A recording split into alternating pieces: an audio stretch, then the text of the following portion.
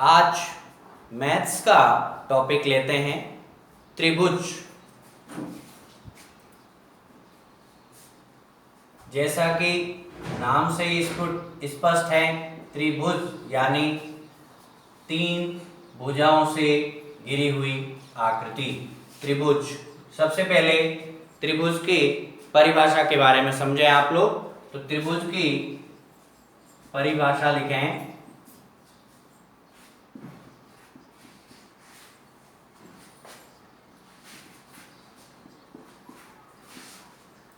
तीन भुजाओं से घिरी हुई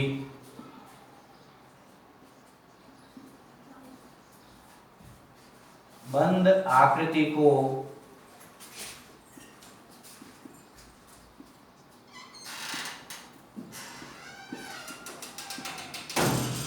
त्रिभुज कहते हैं।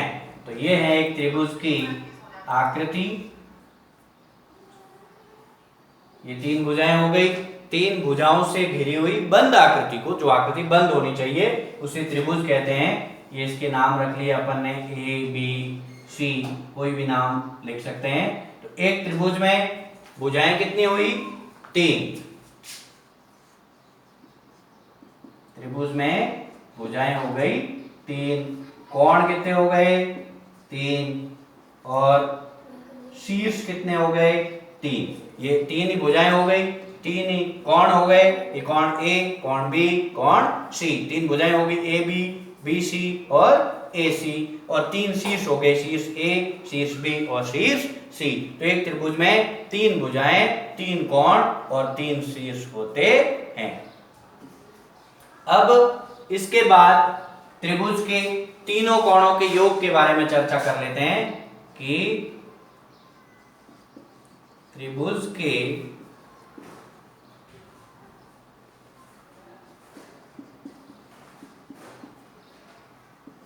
तीनों कोणों का योग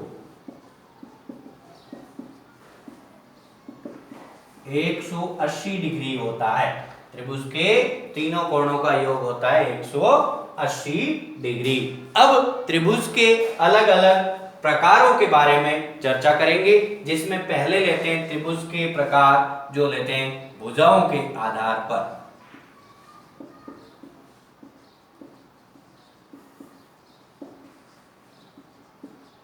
भुजाओं के आधार पर त्रिभुज के कौन कौन से कितने प्रकार है, क्या उनकी परिभाषाएं हैं, इसके बारे में समझेंगे। तो भुजाओं के आधार पर पहला जो त्रिभुज का प्रकार है वो लेंगे, तो होगा तीन प्रकार हैं इसके भुजाओं के आधार पर। पहला प्रकार लेंगे तो पहले प्रकार का नाम है समबाहु त्रिभुज। समबाहु त्रिभुज। अब इसकी परिभाषा नाम में ही परिभाषा है। सम का मतलब बराबर, बाहु का मतलब भुजा, त्रि यानी तीन। या उस त्रिभुज या ऐसा त्रिभुज जिसकी तीनों भुजाएं समान लंबाई की, बराबर लंबाई की हो, उसे समबाहु त्रिभुज कहते हैं। तो इसकी परिभाषा हो जाएगी, जिस त्रिभुज की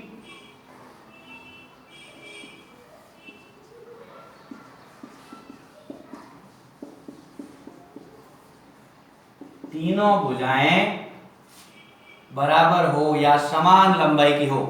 तीनों भुजाएं समान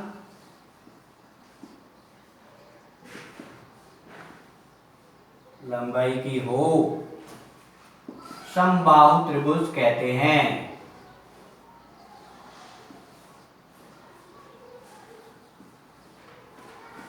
समबाहु त्रिभुज कहते हैं। अब एक समबाहु त्रिभुज की आकृति बना लेते हैं। ये तीन भुजाएं ले ली, ये ए बी सी नाम रख लिए, और ये तीनों ही भुजाएं बराबर है। मान लो ये भी 2 सेंटीमीटर है, ये भी 2 सेंटीमीटर है, और ये भी 2 सेंटीमीटर है। तो समबाहु त्रिभुज यानी जिस त्रिभुज की तीनों भुजाएं समान लंबाई की हो, समबाहु त्रिभुज कहते हैं। तो ये है समबाहु त्रिभुज की परिभाषा, और इस तरीके से ये हो गया समबाहु त्रिभुज का चित्र। अब लेते हैं इसका अगला प्रकार।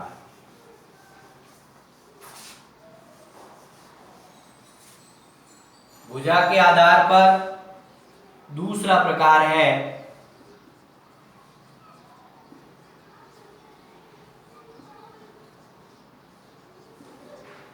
समद्विबाहु त्रिभुज। देखो इसकी भी परिभाषा इसके साथ है। सम यानी बराबर, द्वि माने दो, बाहु माने भुजा। तो समझ गए होंगे आप सभी कि जिस त्रिभुज की दो भुजाएं समान लंबाई की हो उसे समद्विबाहु त्रिभुज कहते हैं। परिभाषा कोई रटने की आवश्यकता नहीं, नाम याद हो गया, परिभाषा साथ में याद हो गई। जिस त्रिभुज की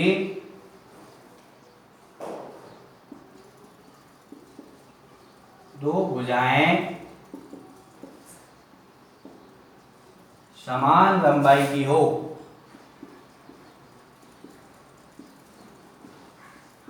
या समान हो उसे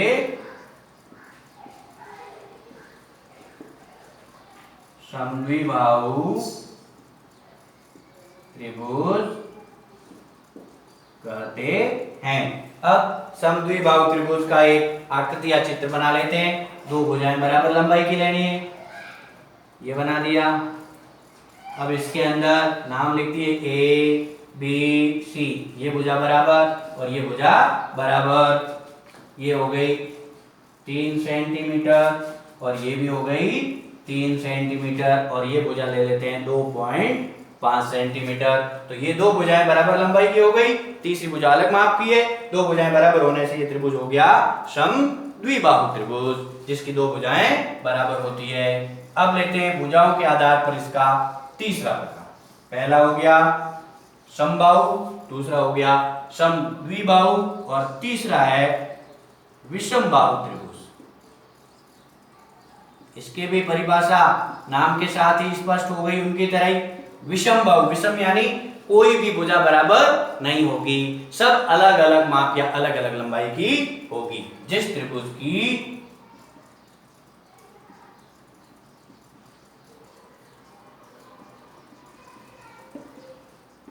तीनों भुजाएं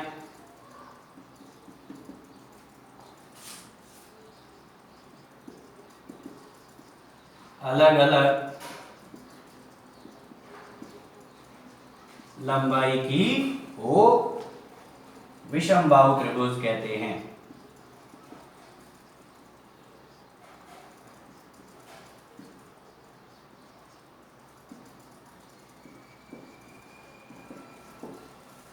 इसकी भी एक आकृति बनाए। ये एक त्रिभुज बन गया, नाम रख लिए ए बी सी। इसकी कोई भी भुजा आपस में बराबर नहीं है। ये 3 सेंटीमीटर, ये 2.8 या 2 सेंटीमीटर, ढाई कुछ भी लिख सकते हैं, और ये है 2.5 सेंटीमीटर। तो इसकी भी माप अलग है, इसकी भी अलग है, इसकी भी अलग है। तो जिस त्रिभुज की तीनों भुजाएं अलग अलग लंबाई या अलग अलग माप की हो उसे विषमबाहु त्रिभुज कहते हैं। तो ये थे भुजाओं के आधार पर त्रिभुजों के या त्रिभुज के 3 प्रकार। अब ऐसे ही कोणों के आधार पर भी त्रिभुज के 3 प्रकार है, वो समझाते हैं आपको। भुजाओं के बाद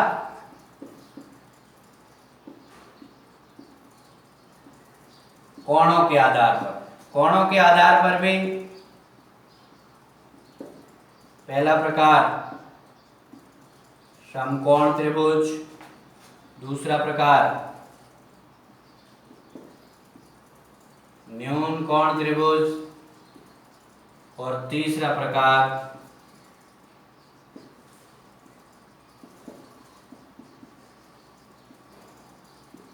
अधिक कोण त्रिभुज।